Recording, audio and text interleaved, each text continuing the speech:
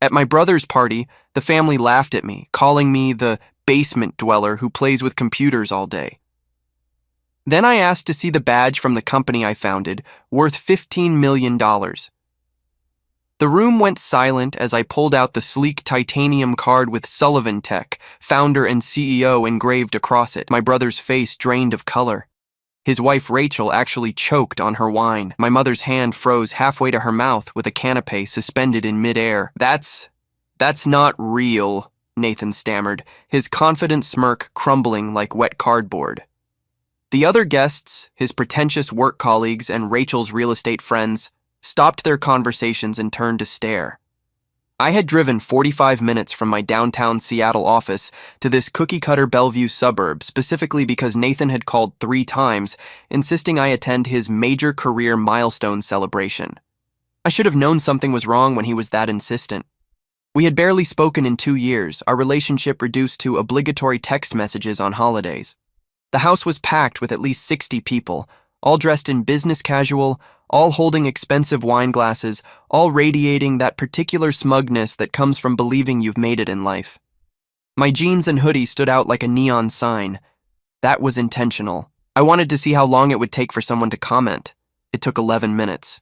"Derek's still dressing like he's in college, I see," Rachel announced loudly to a cluster of her real estate friends, making sure I could hear from across the living room. Some people never grow up. The laughter that followed was polite, but pointed. I recognized the dynamic instantly. This was a performance, and I was the punchline. I had spent the last 4 years building Sullivan Tech from nothing, writing code in my apartment at 3 in the morning, surviving on ramen and coffee, turning down social invitations because I had deadlines to meet.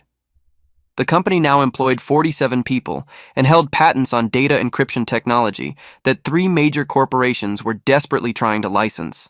But to my family, I was still just Derek, the weird kid who spent too much time on computers. My father approached, beer in hand, that familiar disappointed expression settling over his features like a mask he had worn for decades. "You couldn't have dressed up? Your brother specifically asked people to look presentable." "I came straight from a meeting with potential investors," I replied calmly. "This is what I wear to work." "Right. Your work." He made air quotes with his free hand. "When are you going to get a real job, son? Your brother's been promoted to senior marketing manager. He's making real money now." Before I could respond, Nathan materialized beside us, one arm draped around Rachel, both of them glowing with wine-fueled confidence. "Everyone, can I have your attention?" He clinked his glass with a fork, the sharp ting cutting through the conversations. The room quieted obediently. Nathan loved these moments. He had always been the charismatic one, the son who did everything right, who followed the prescribed path, college to corporate job to marriage to suburban house. The golden child. "I want to thank you all for coming to celebrate with Rachel and me," Nathan began, his voice carrying that rehearsed quality of someone who had practiced this speech. "As many of you know, I've just been promoted to senior marketing manager with a significant raise and a corner office." Applause rippled through the room. It's been a long journey, and I'm proud to say that hard work and dedication really do pay off. His eyes found mine across the room. Unlike some people, I chose a stable career path. I didn't waste years chasing pipe dreams or playing around with hobbies disguised as business ventures. More laughter. My mother actually giggled, her hand on Nathan's arm in that proud maternal gesture I had seen directed at him countless times but never at me. "Derek here," Nathan continued, and I felt every eye in the room pivot to me. Well, he's still trying to find himself, I guess. Still living in that tiny apartment, still playing with his computer programs, still waiting for his big break that's never going to come, Rachel chimed in, her voice syrupy with false concern. "We've tried to help him, truly. Nathan even gave him money for one of his little projects a few years ago, threw away $5,000 that we could have used for our house down payment. That $5,000 had been the seed money for my first major contract. The contract that had led to 3 more, which had led to venture capital interest, which had led to Sullivan Tech becoming what it was today. They had no idea. But family is family," Nathan continued with exaggerated magnanimity. "So, Derek, I want you to know that when you finally give up on this computer fantasy and need a real job, I'd be happy to put in a word for you in our mailroom. No promises, but I have some influence now." The condescension was suffocating. Around me, Guests smiled with that particular cruelty people reserve for those they consider beneath them. My Uncle Gerald shook his head sadly.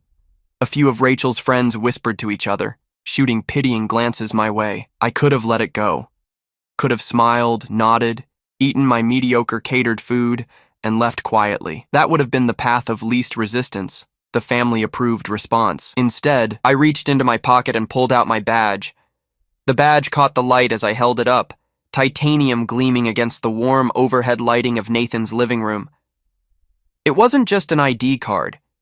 It was a precisely machined piece of metal, laser engraved with security features that cost more than most people's monthly car payments. The Sullivan Tech logo, a stylized interlocking S and T, sat above my name and title in elegant sans serif font. "What's that supposed to be?" Rachel asked, her voice sharp with irritation that I had interrupted Nathan's moment of glory. "My employee badge," I said simply, walking closer to where they stood. "From the company I founded 4 years ago. The company that's currently valued at $15 million. The company that just closed a licensing deal with Microsoft worth $2.3 million annually." I watched Nathan's expression cycle through confusion, disbelief, and dawning horror in the span of 3 seconds. "You're lying." "Am I?" I pulled out my phone, opening our company website. The homepage featured a professional photo of me in a suit, standing with my executive team in front of our downtown Seattle office building. "That's me. That's my CTO, Marcus Chen. That's our CFO, Jennifer Kim. We're featured in TechCrunch from last month. Would you like me to read the article?" The room had gone completely silent now. No tinkling glasses, no polite conversation, just 60 people staring at the unfolding disaster. My mother moved closer, squinting at my phone screen. "This can't be real. You never told us about any of this." "I tried," I said quietly. 3 years ago, I invited you all to our office opening. You said you were busy. 2 years ago, I mentioned we had secured venture capital funding. Dad told me I was wasting investors' money and should get a real job. Last year, I sent the family a newsletter about our patents being approved. Nobody responded. Nathan's face had gone from pale to red. "This is some kind of joke. You're showing us a fake website or something." I turned to the nearest guest, a woman in a designer suit who had been laughing at me 10 minutes earlier. "Ma'am, do you have your phone? Could you Google Sullivan Tech Seattle for me, just to verify I'm not showing you a fake site?" She fumbled with her phone, typed rapidly, and her eyes widened. "Oh my God, it's real. Derek Sullivan, founder and CEO.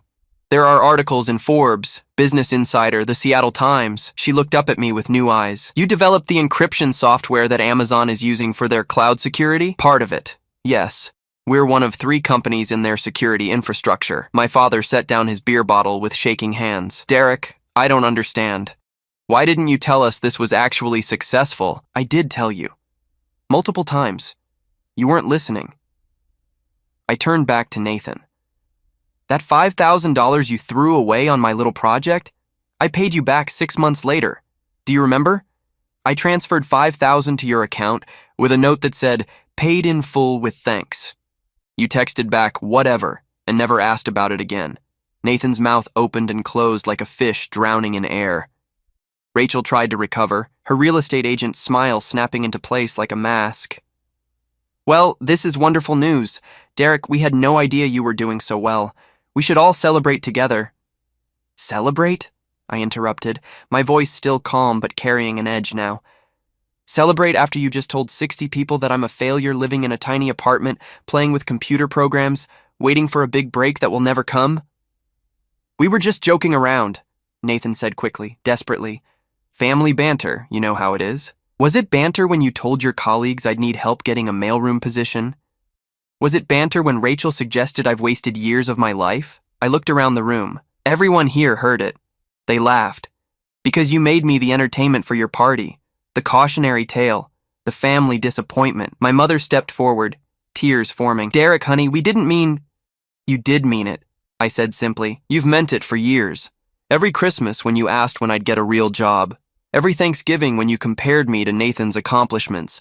Every birthday when you told me I needed to grow up and be responsible." I pulled out another item from my pocket, a folded piece of paper. This is my bank statement from last month. I'm not going to show you the numbers, but I will tell you that my tiny apartment is actually a penthouse in the Insignia Tower. 3,000 square feet, panoramic views of Puget Sound. I bought it outright. No mortgage. 18 months ago. The paper shook slightly in Nathan's hand as I held it up. Several guests had their phones out now, clearly Googling me, clearly reading about Sullivan Tech, clearly realizing they had just witnessed something remarkable. Uncle Gerald pushed through the crowd, his weathered face creased with confusion. Derek, if this is all true, why are you dressed like that? Why drive an old Honda? Why act like you're struggling? I'm not acting like anything. This is how I dress for work. Hoodies and jeans are standard in tech. My Honda is from 2015, but it runs perfectly fine, so why replace it? And I've never told any of you I was struggling. You assumed it because I don't measure success the way you do. I turned to face Nathan directly. You wanted to celebrate your promotion, your corner office, your raise. So tell everyone, Nathan, how much is your new salary? He looked trapped. That's private. Ballpark. You were making what, 70,000 before? So maybe 85, 90,000 now? His silence was confirmation. My salary last year was $640,000. That's not counting stock options or dividends from company profits. The year before, it was $412,000. But you're right. I should definitely ask you to help me get a mailroom position. Rachel's wine glass slipped from her fingers, shattering on the hardwood floor. Nobody moved to clean it up. The silence stretched like taffy, sticky and uncomfortable. I watched my family's faces cycle through emotions they couldn't quite process.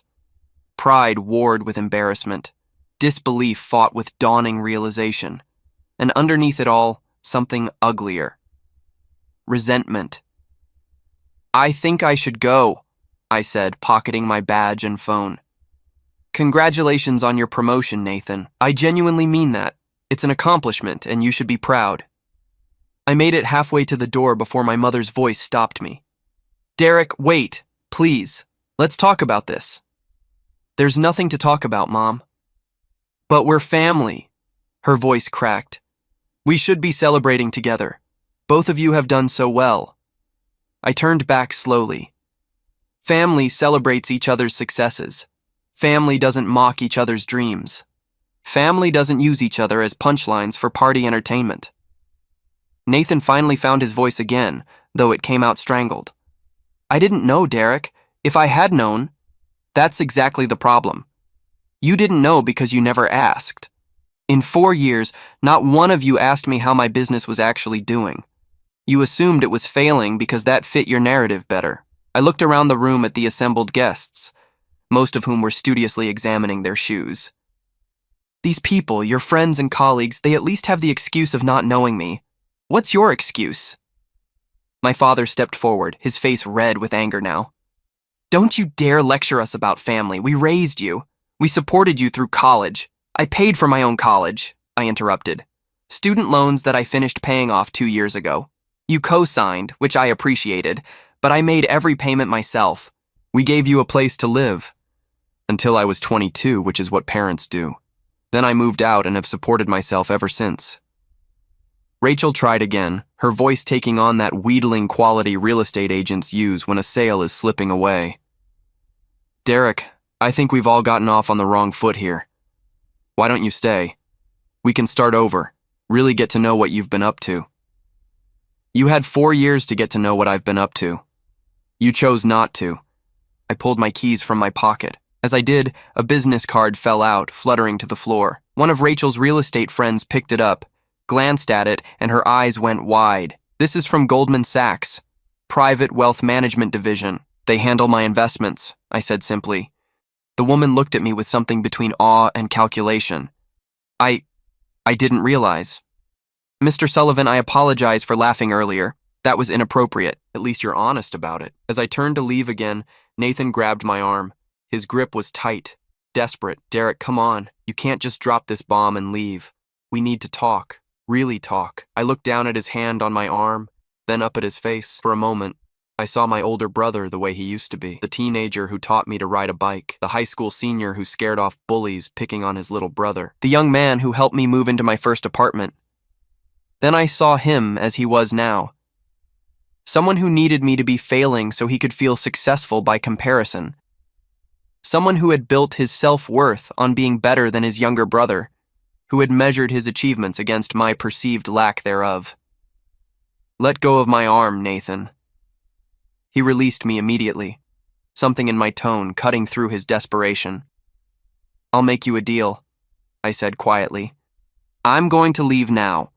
In 1 week, I want you to think about something. Think about every conversation we've had in the last 4 years. Every phone call, every text message, every family gathering. And I want you to count how many times you asked me about my life versus how many times you told me what was wrong with it. Derek, I'm not finished. After you've done that, if you want to actually have a relationship with me, a real one built on mutual respect, you can call me. But if you call to make excuses or to explain why you weren't really that bad or to tell me I'm overreacting, then don't bother. My mother was crying openly now. You're being cruel. No, Mom. I'm being honest. There's a difference. I looked at her, really looked at her, and saw the woman who had tucked me in at night as a child, who had bandaged my scraped knees, who had beamed with pride at my high school graduation. You told everyone at your book club that Nathan was making you proud with his career. Mrs. Peterson from church told me about it. She asked why you never mentioned my work.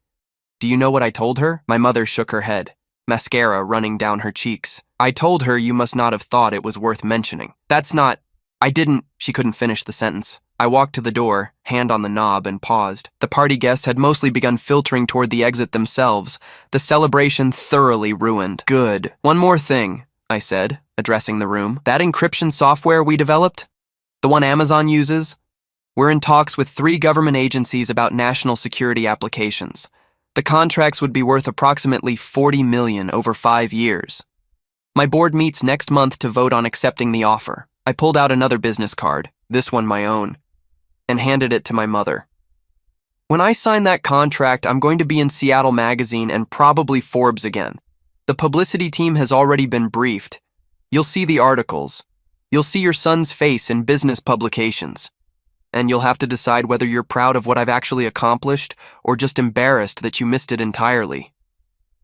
Nathan's voice was barely a whisper. Derek, please. Enjoy your party, brother.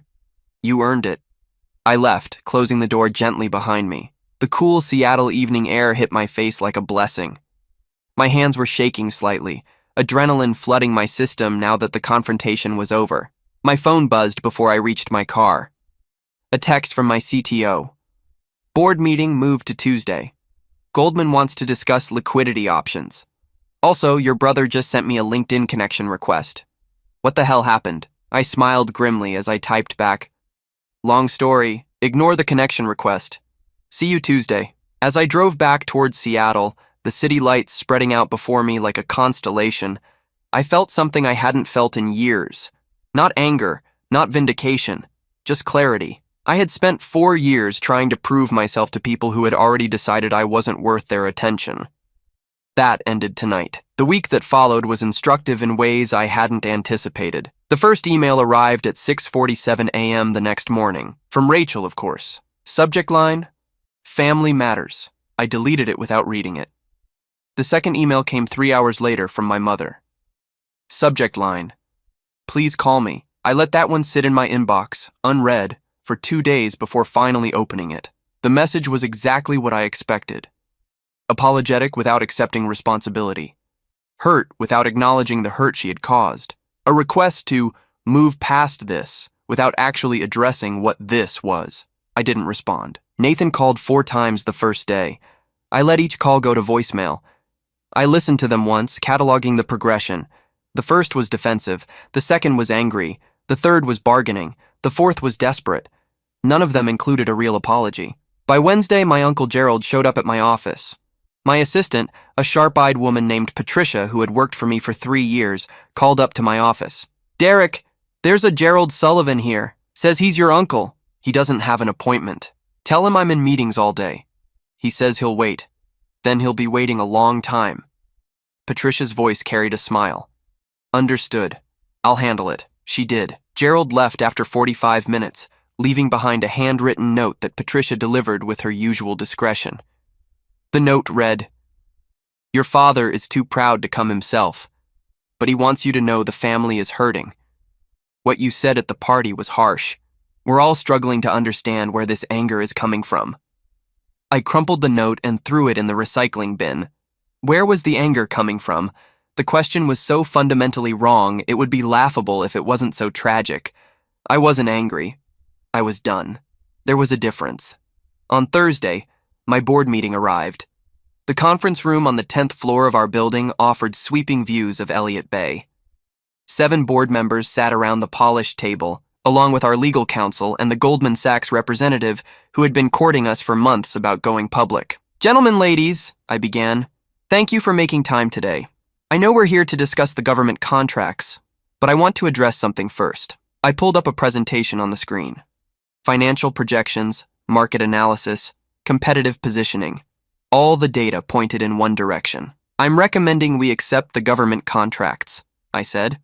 "The revenue is substantial, the work is meaningful, and it positions us as a major player in national security infrastructure." The Goldman representative, a polished woman named Sandra Chen, leaned forward. "Derek, this also makes you an extremely attractive IPO candidate. We've run the numbers. At current projections with these contracts, we could be looking at a public offering valuation of 60 to 80 million. The room buzzed with excitement. My CFO, Jennifer, was already pulling up spreadsheets. Our board chair, a veteran tech executive named Robert Hayes, nodded approvingly. "There's one condition," I said, cutting through the chatter. "I want to accelerate stock options for all employees.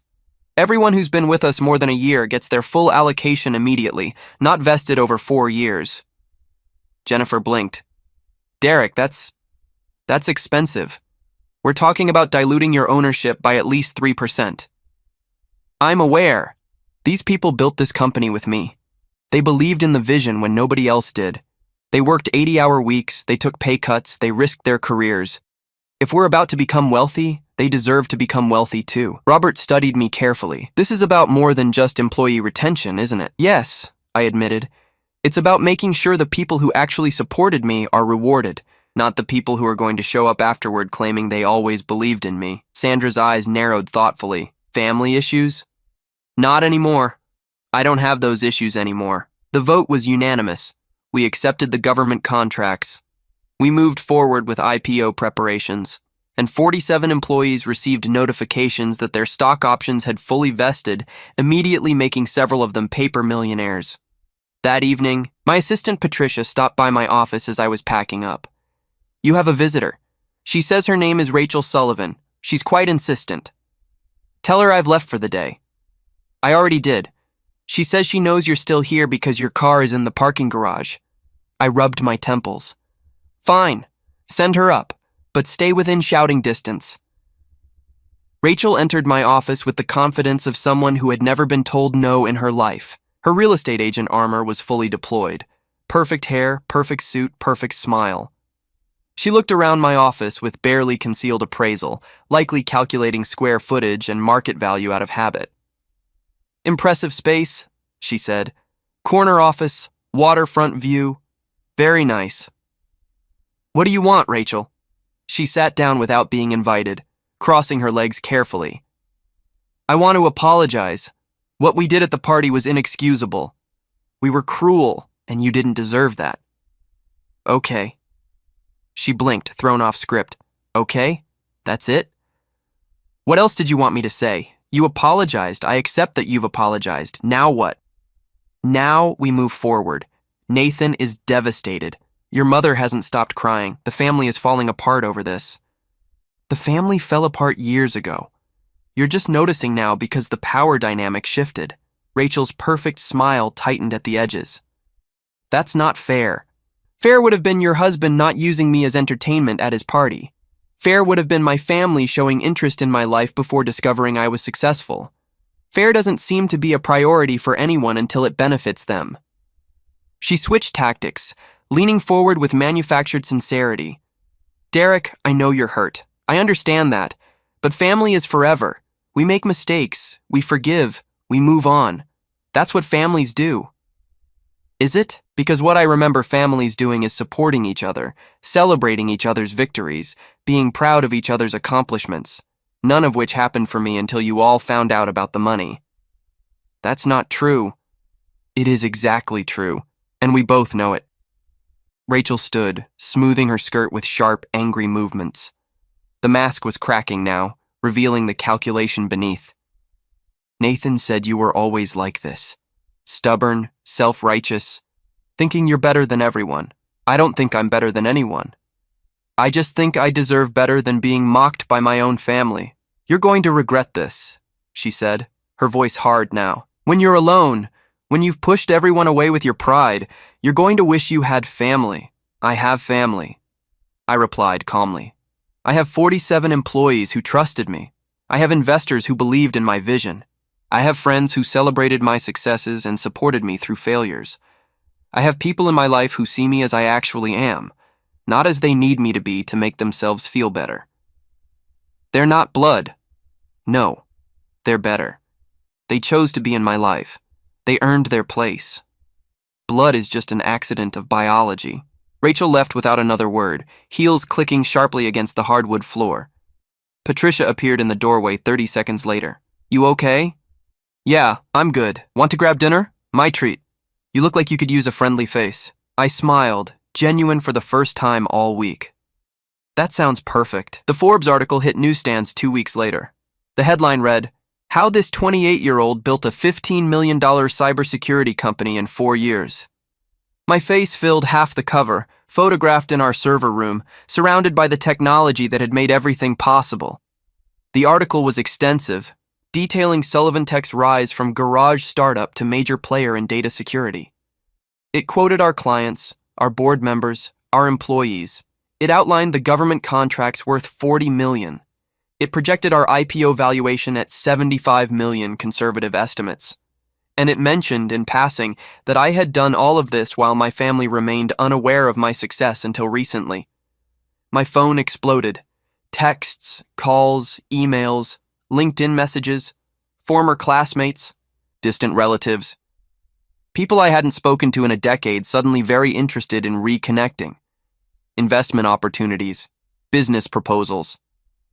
Congratulations that rang hollow because they came with requests attached. I ignored all of them except 3. The first was from Marcus, my CTO. Drinks tonight to celebrate? Team's already planning something at that bar you like. The second was from Patricia. Your 2 p.m. called to reschedule. Also, there's a Linda Sullivan in the lobby. Says she's your mother. Your call. The third was from an unknown number. This is Nathan. We need to talk. It's important. Please. I responded to Marcus first. Absolutely. I'll bring champagne. Then Patricia. Tell her I'll come down in 5 minutes. Conference room B. I didn't respond to Nathan. My mother sat in conference room B, smaller and less impressive than our main boardroom, but still professional. She looked older than I remembered, the lines around her eyes deeper, her shoulders curved inward. She clutched her purse like a shield. Mom, I said, sitting across from her. Derek. Her voice cracked. Thank you for seeing me. You're my mother. I'll always see you. But that doesn't mean things are okay between us. She nodded, tears already forming. I read the article, the whole thing 3 times. And Derek, I'm so proud of you. What you've built, what you've accomplished. Stop. She froze. You don't get to be proud now. Not after everything. Derek, please. No. You need to hear this. I kept my voice level, professional, the same tone I used in difficult negotiations. You are proud of the Forbes article. You are proud of the dollar amounts. You are proud of the things that make me look successful to other people. But you were never proud of the work itself. You were never proud of me staying up until 3 a.m. debugging code. You were never proud of me taking risks when safe options existed. You were never proud of me choosing my own path instead of the one you wanted. That's not true, she whispered. Then tell me one time, one single time in the last 4 years, when you asked about my work and actually listened to the answer. Silence. You can't, because it never happened. And Mom, that's the part that hurts. Not that you didn't know I was successful, but that you didn't care enough to find out what I was actually doing. Success or failure, I was your son, and I deserved your interest. The tears were flowing freely now. I don't know how to fix this. I don't know if you can. She looked up sharply. What does that mean? It means I'm tired. I'm tired of trying to earn acceptance from people who decided years ago what they thought of me. I'm tired of proving myself to a family that isn't interested in who I actually am. And I'm tired of having relationships that only work when I pretend I'm less than I am to make other people comfortable. We never asked you to pretend. You did. Every time you compared me unfavorably to Nathan, every time you suggested I needed a real job, every time you treated my work like a hobby, you were asking me to validate your worldview, where success looks like a corporate job and a suburban house. When I didn't fit that mold, you decided I was failing rather than questioning whether the mold was wrong. My mother set her purse down, hands shaking. What do you want from me, Derek? Tell me what to do to make this right. I want you to actually know me, not the successful version that's acceptable to talk about. Me. The person who loves solving complex problems, who would rather write elegant code than attend cocktail parties, who measures success by whether he's proud of his work, not by whether other people are impressed. That person. Can you love that person, Mom? Of course I can. You're my son. Being your son isn't enough. You have 2 sons, one you celebrated constantly, one you treated like a disappointment. And the only thing that changed between last month and now is you found out about the money. That's not love, Mom. That's opportunism. She stood abruptly, anger flashing across her tear-stained face. I came here to apologize, to try to fix our relationship, but you're throwing it back in my face. No, I'm telling you what actually fixing it would require. And you don't want to do that work because it means admitting you were wrong for years, not just for one party. I'm your mother. I deserve respect. You're right. You are my mother, and I do respect you. I respect you enough to tell you the truth instead of pretending everything is fine. That's more respect than you've shown me. She grabbed her purse, movements sharp with barely contained fury. Your father was right. This success has gone to your head. You've become arrogant. I've become honest. There's a difference. She left without saying goodbye. Patricia appeared in the doorway moments later.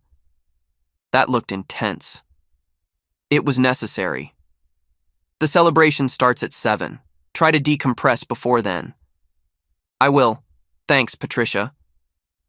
But decompression proved impossible. Nathan was waiting by my car when I finally left the office at 6:30. He looked haggard, his usually carefully styled hair disheveled, his clothes rumpled. I've been calling you for 2 weeks, he said without preamble. I know. Why haven't you answered? Because I have nothing to say to you. He flinched like I had struck him. Derek, come on. I'm your brother. Yes, you are. And that's exactly why this hurts so much. I apologized. I've apologized a dozen times in voicemails. You apologized for the party. Not for the 4 years of dismissiveness. Not for the constant comparisons. Not for treating my dreams like jokes. You apologized for getting caught being cruel, not for being cruel in the first place. Nathan ran his hands through his hair, frustration evident. What do you want me to say? That I was jealous? Fine, I was jealous. You were always the smart one, the one with the ideas, and I was just average, good at following rules, good at playing the game, but never exceptional. And then you dropped out of the corporate track and I thought, finally, here's something I'm better at. And I needed that, Derek. I needed to be better at something. The honesty startled me. This was more self-awareness than Nathan had shown in years. So you built your self-worth on my perceived failure, I said. Yes, he met my eyes. And when I found out you were actually incredibly successful, it destroyed the story I'd been telling myself. That I made the right choices. That the safe path was the smart path. That you were wasting your potential while I was using mine. And now? Now I don't know what to think. I read the Forbes article. I looked up your company. Derek, you're going to be worth tens of millions when you go public. You've accomplished more by 28 than I'll accomplish in my entire career. And I hate that my first reaction is envy, not pride. At least he was being honest. Nathan, I didn't build this company to compete with you. I built it because I loved the work. Because I saw a problem that needed solving. Because I wanted to create something meaningful. Your existence didn't factor into my decisions at all. I know that now. That's almost worse. I spent 4 years defining myself in opposition to you, and you weren't even thinking about me. We could have been allies. We could have supported each other, but you needed me to be failing. And that's not something I can forgive right now. Right now? He caught the phrase. Does that mean eventually? I don't know. Maybe. But Nathan, if we're ever going to have a real relationship, it can't be built on comparison. It has to be built on accepting that we're different people with different definitions of success. I can do that. Can you? Can you really be happy for me without measuring it against your own life? He was quiet for a long moment. I don't know, but I want to try. Then try, but do it away from me. Work on yourself. Figure out who you are when you're not comparing yourself to me. And if you genuinely get there, call me then. How will I know when I'm there? You'll know. Because you'll be proud of your accomplishments without needing anyone else to be less accomplished. Because you'll see someone else's success and feel genuine happiness instead of resentment. That's when you'll know. Nathan nodded slowly. Okay, I can do that. He walked away, shoulders hunched, and I felt a complicated mix of emotions. Not triumph, not vindication, just sadness for what could have been. I made it to the celebration 15 minutes late. The bar was packed with Sullivan Tech employees, investors, board members, everyone who had been part of the journey. When I walked in, they erupted in cheers. Marcus handed me a champagne glass. To Derek Sullivan, the most stubborn genius I've ever met. To Derek, the room echoed. I raised my glass, looking around at faces that had become family. Patricia, who had believed in my vision when we were operating out of a basement. Marcus, who had left a six-figure job at Amazon to be my first employee. Jennifer, who had taken a chance on a startup when she could have had her pick of Fortune 500 companies. These were my people. This was my family. To all of you, I said, my voice carrying across the room. I didn't build this company alone. Every person in this room contributed to what we've become. And when we go public, when we hit that 75 million valuation, every single one of you will share in that success, because that's what real family does. We lift each other up. The cheers were deafening. 6 weeks later, I sat in my penthouse watching the Seattle sunset paint Puget Sound in shades of orange and gold. My phone buzzed with a news alert. Sullivan Tech IPO prices at $82 million exceeding expectations. The actual number had come in at $82 million, $7 million more than the conservative estimate. My personal net worth had jumped to $34 million overnight. 47 employees were now millionaires. 3 were worth over $5 million each. I poured myself a scotch, expensive but not ostentatious, and sat on my balcony. The city stretched out below me, lights beginning to twinkle as evening descended. My phone buzzed again. A text from Nathan. Saw the news. Congratulations. You deserve it. I didn't respond, but I didn't delete it either. Progress, maybe. An email from my mother. Your father and I would like to take you to dinner to celebrate properly. Please let us know when you're available. I marked it unread. Not ready yet, possibly never, but the door wasn't completely closed. A voicemail from Rachel. Derek, I hope you know how proud Nathan is of you. We both are. And if there's ever anything we can do to help you expand the business, my real estate connections might be valuable. I deleted that one immediately. The sun was fully set now, the city alive with movement and light. Somewhere out there, my family was processing the news. My parents were probably telling their friends about their successful son, conveniently forgetting years of disappointment. Nathan was probably wrestling with complicated emotions. Rachel was probably calculating how to benefit from the connection. And I was here, alone but not lonely, successful on my own terms, surrounded by people I had chosen and who had chosen me. Patricia had asked me earlier if I felt vindicated.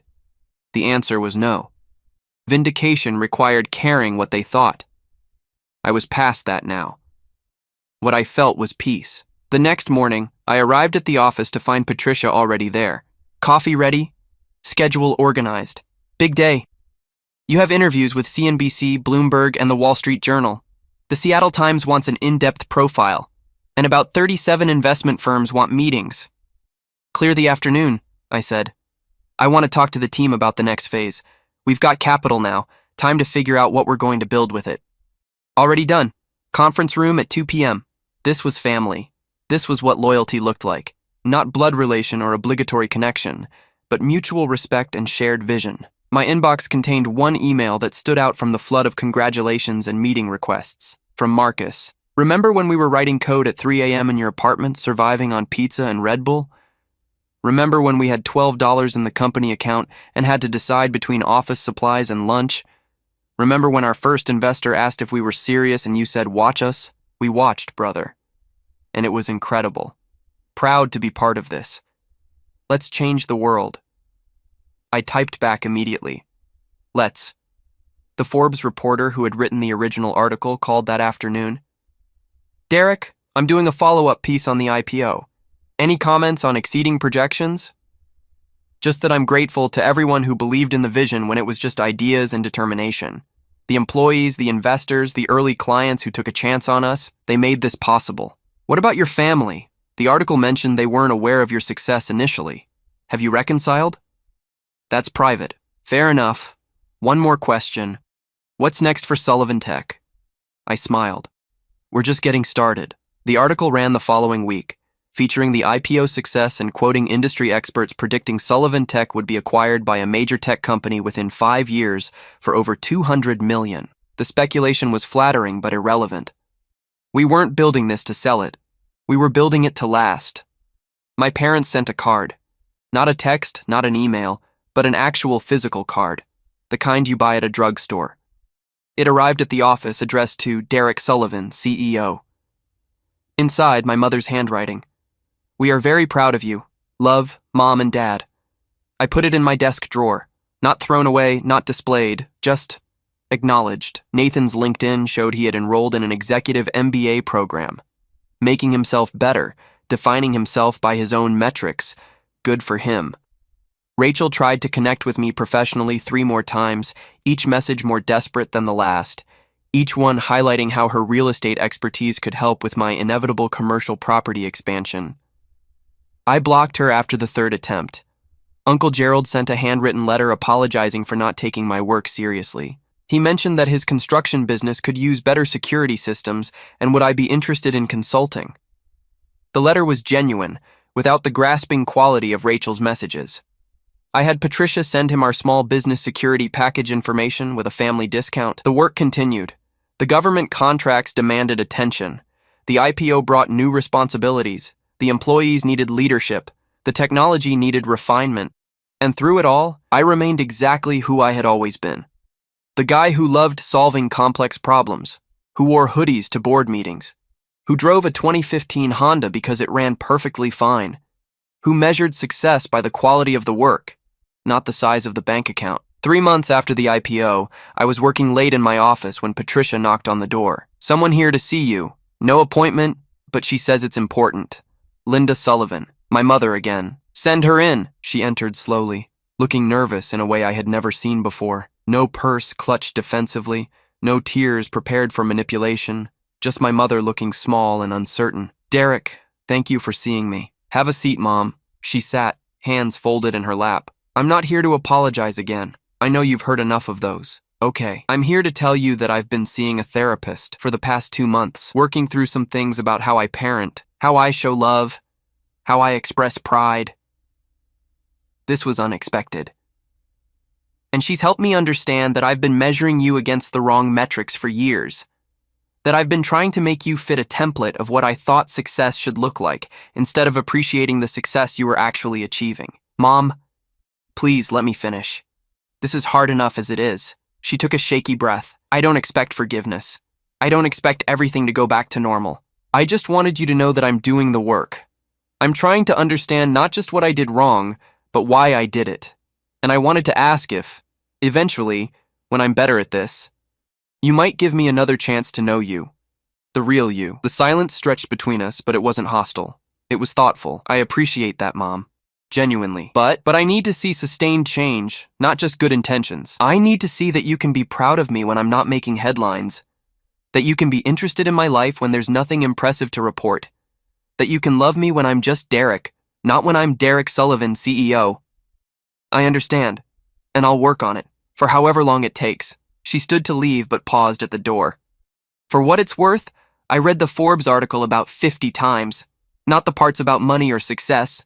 The parts where your employees talked about you, about how you work alongside them, how you remember their kids' names, how you make them feel valued. That's the part that made me proud, not the numbers, the person you've become despite having us as examples. She left before I could respond. I sat in the quiet office, the city lights spreading out below, and felt something shift. Not forgiveness, not yet, but possibility. My phone buzzed. Marcus, want to grab dinner? New project ideas to discuss. Patricia, left the keynote speech draft on your desk for next week's conference. Looks good. An employee. Thanks for the bonus. My kids are going to college debt-free now. You changed our lives. This was my life now, built on merit, sustained by mutual respect, surrounded by people who saw me clearly and chose to be there anyway. I grabbed my jacket and headed out to meet Marcus. We had work to do, problems to solve, technology to build, and somewhere in Bellevue, my family was figuring out who they were without needing me to be less. That was their journey. This was mine.